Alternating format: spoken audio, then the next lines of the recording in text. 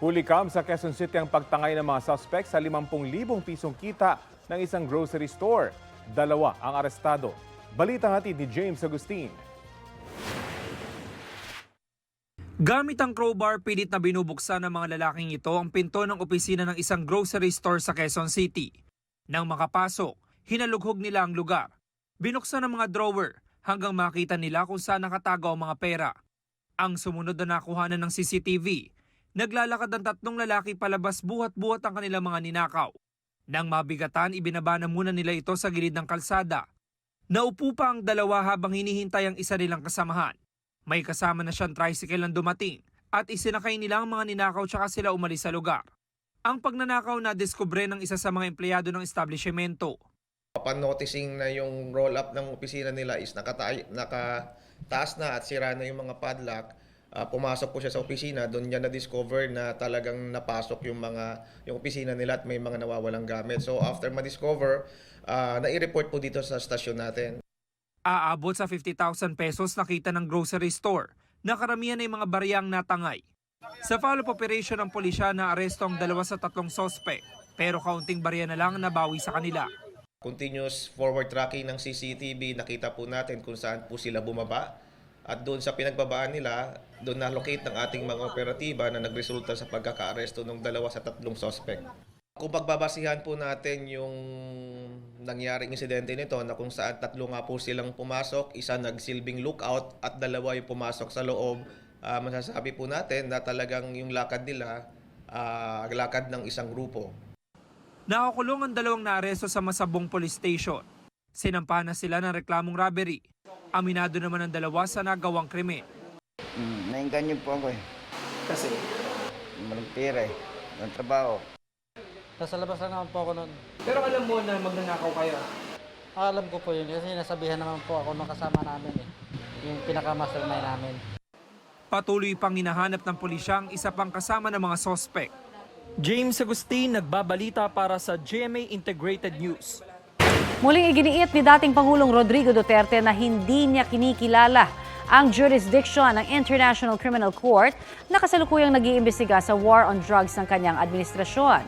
Sinabi ito ng dating Pangulo sa Basta Dabawenyo podcast nang tanungin kung dadalo ba siya sa pagdinig ng Kamara tungkol sa umano'y extrajudicial killings noong drug war. Noong Hunyo pa iniimbestigahan o inimbitahan ng Kamara sa kanilang hearing ang dating Pangulo. Pero sabi niya, sa korte niya haharapin ang mga nag-aakusa at hindi sa House hearing. Hindi naman diretsong sinagot ng dating Pangulo kung pupunta siya sa mga susunod na pagdinig ng Kamara sabay buwelta sa ICC. Ano yung ICC na yan? I do not recognize that. Yan ang tanong ko muna is jurisdiction. Correct. Abogado ako jurisdiction. First question. Fiscal ako whenever I face a case dito sa korte everyday, magtanong ako dyan, do I have the power? May jurisdiction ba ako dito sa kasong in prosecute? Patay ang isang lalaki matapos sumalpok ang minamaneho niyang truck sa isang arko sa Cabuyao, Laguna. Balitang hatid ni Bea Pinlac. Wala ng buhay nang may labas ng rescuers ang driver ng truck matapos ang halos 3 oras. Pasado alas 9 kagabi nang sumalpok ang trailer truck na ito sa arko ng Barangay Marinig dito sa Cabuyao, Laguna. Nabagsakan ng arko ang truck na ikinasawi naman ng driver nito. Sobrang taas po siguro ng truck, hindi po napansin ng driver na hindi po ganun kataas ang aming arko. Nadali po ng arko ang truck. Ayon sa barangay, may sakay rin na pahinante ang truck. Nung dumami po yung tao na humingi siya ng tulong, bigla po nanakbo yung mismong pahinante. Hinahanap pa siya ng barangay para malaman ang buong detalye ng nangyaring insidente. Palaisipan din sa barangay kung paano napadpad ang truck sa lugar.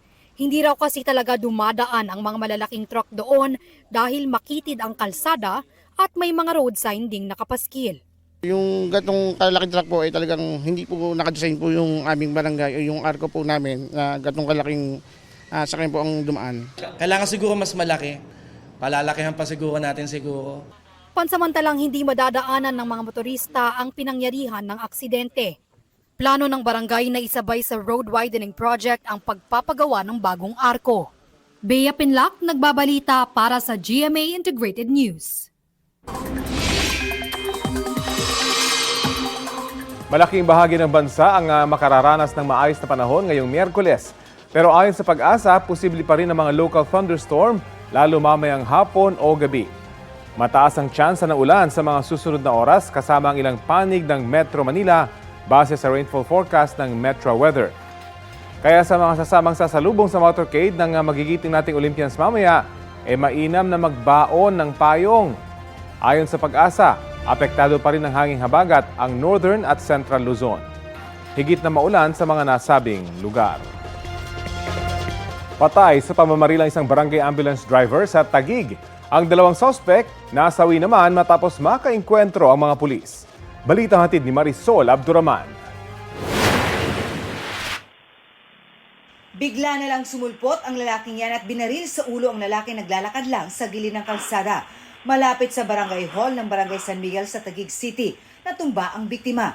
Kahit nakahiga na, pinagbabaril pa rin siya ng gunman. Pagkatapos, sumakay ang gunman sa kasama niya noong nakamotorsiklo. Ano yun, making sure na talagang mamamatay siya? Opo, at kaya nga po nung nangyaring insidente, on the spot po patay po yung ating biktima. Sinigurado nung suspect natin na patay talaga siya kung iiwanan niya. 4 ang tinamong tama ng bala ng baril ng biktima na kinilalang si Bayane Quizon, ambulance driver ng barangay. May natukoy na motibo sa pamamaril ang pulisya. Ang pagkakautang ay sa illegal na droga. At 1 taon na po itong naniningil at meron na rin mga pagbabanta sa buhay niya. Ikinabigla ng mga kaanak ng biktima ang nangyari. Wala raw silang alam na kaaway si Quizon. Nagbigla kami, syempre. Masakit sa part namin kasi wala kaming alam. Wala rin po siyang nabanggit sa inyo anything in the past? Wala lang siya nababanggit tungkol doon. Sa pamamagitan ng backtracking ng mga pulis sa mga CCTV video at sa tulong ng ilang nakasaksi, natunton ang kinaroroonan ng mga suspect. Pero nang ikasa ang hot pursuit, nauwi umano ito sa barilan.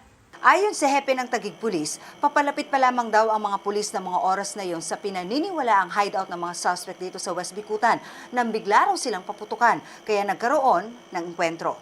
Tumakbo raw ang mga suspect. Nang humupa ang barilan, parehong patay ang mga suspect.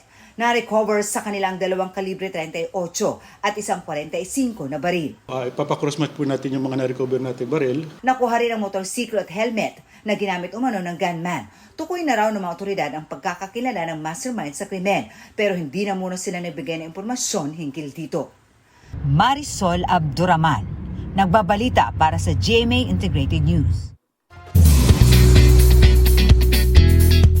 Ngayong Miyerkules mga mare at pare, may Miyerkulit na entry ang ilang celebrities na tinamaan ng Carlos Yulo fever.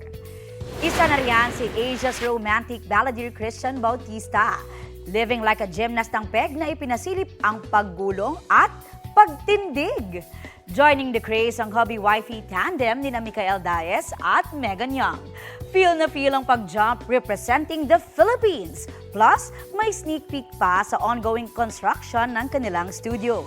Si Miguel Tan Felix naman, nagpunta na sa gym at na-challenge sa practice niya na mag-backflip. 5 Pilipino ang kabilang sa mga napiling maging volunteer sa Paris Olympics. Isa raw sa mga hindi nila malilimutang karanasan ang masaksihan ang kasaysayan at ang makasama ang mga Pinoy Olympians. Balitang hatid ni JP Soriano.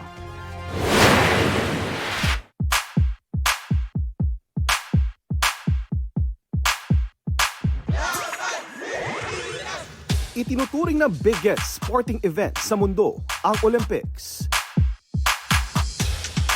Kaya naman pangarap ng napakarami ang maging bahagi ng Olympics kahit di na nga maging atleta, basta masaksihan ang pinakamalaking pagtitipon ng pinakamagagaling na atleta sa buong mundo.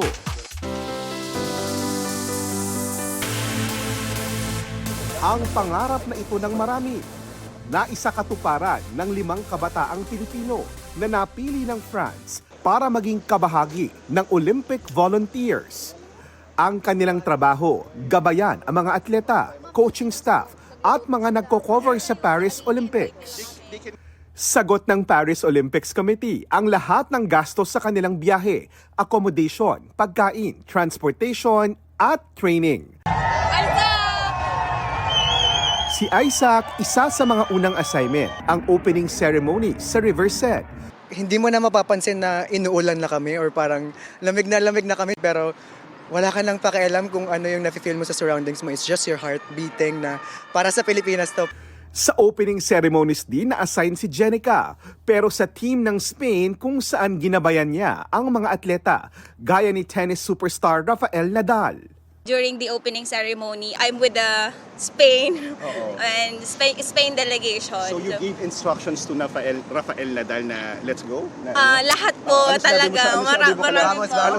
Sabi Nadal? ko lang, vamos. Matapos ang opening ceremony, na-assign na ang mga Pinoy volunteers sa opisyal na tirahan ng mga atleta sa Paris Olympics, ang Olympic Village.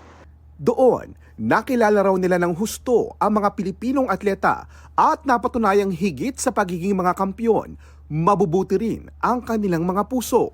Si Nesty po talaga. Nagulat ako na sobrang down to earth niya talaga. Ang bait niya talaga. Ako, ang personal ko siguro with EJ Obiena, nakita ko how he was still smiling, he was still kind to the staff. Pagtapos ng mag-serve ang mga Pinoy volunteers sa mga Pinoy athletes sa Olympic Village, may time din naman silang magpahinga at makahalubilo ang ilang sports superstar na nakikita sa Olympic Village. Gaya ni Ryujin Nippon Japanese volleyball athletes na sina Yuki Ishikawa at Ran Takahashi. At si British diver bronze, silver at Olympic gold medalist na si Tom Daley. Higit pa sa sports icons na nakita nila, ang di raw nila malilimutan sa karanasang ito ay ang pambihirang pagkakataong masaksihan ang kasaysayan. Isang karangalan para sa amin na makarating sa Olympics at pagsilbihan yung Pilipinas. No? Sobrang saya namin na nadadala namin yung Filipino spirit, yung hospitality ng mga Filipino sa loob ng village at maipadama ito sa mga atleta ng Pilipinas. Mula rito sa Paris, France at bilang bahagi ng Philippine Olympic Committee Media, JP Soriano, nagbabalita para sa GMA Integrated News. Sabi ni Education Secretary Sani Angara, ang Commission on Audit ang nakakaalam kung may maling paghawak sa pondo ng gobyerno. Lumalabas anya yan sa mga COA report na siyang pinagbabasehan ng Kongreso sa budget hearing ng mga ahensya sa susunod na taon. Nagsalita si Angara matapos sabihin ni Vice President Sara Duterte nitong nakaraang linggo na issue sa budget ang isa sa mga dahilan kung bakit nagbitiw siya sa gabinete ni Pangulong Bongbong Marcos. Sinubukan daw ng busy na itama ang mga nakita niyang mali pero wala raw siyang nakuhang suporta at wala raw nakitang pagbabago. Kapuso, alamin ang maiinit na balita. Bisitahin at mag-subscribe sa GMA Integrated News sa YouTube. Sa mga kapuso abroad, samahan niyo kami sa GMA Pinoy TV at sa www.gmanews.tv.